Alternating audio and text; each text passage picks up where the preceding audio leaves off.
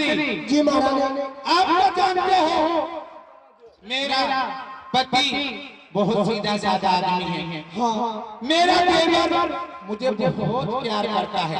हाँ प्यार करेंगे।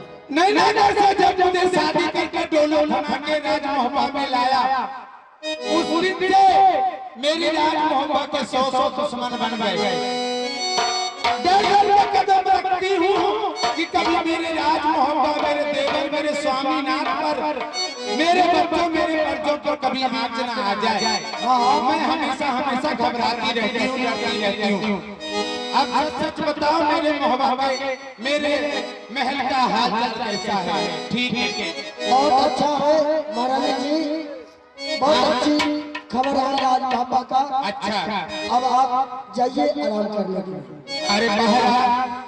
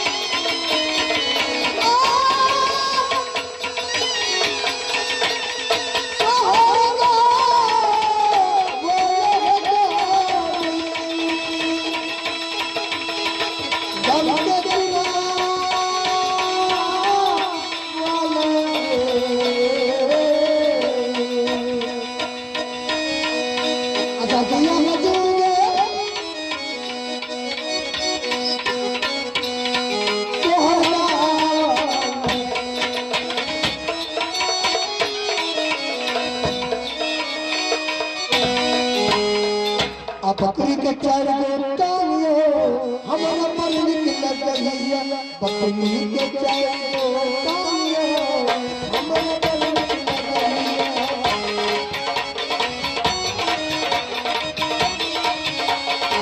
बकरी के गई हमारा पर निकल गई, बकरी के चार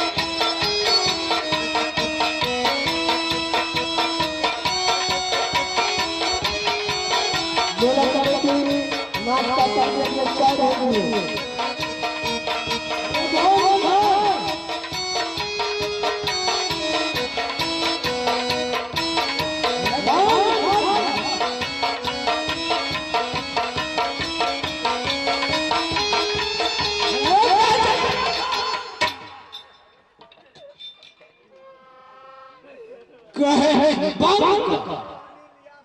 चल बाबा तो चमड़ा बैठे रहेगा हर हम साधा ठीक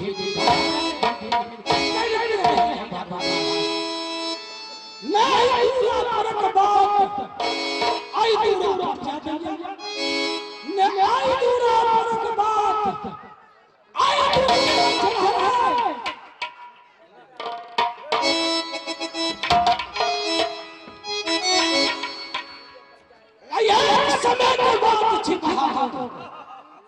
जैसे समय के बाद कहा जाइए लेकिन ये तब बिना कहा छोड़ा नहीं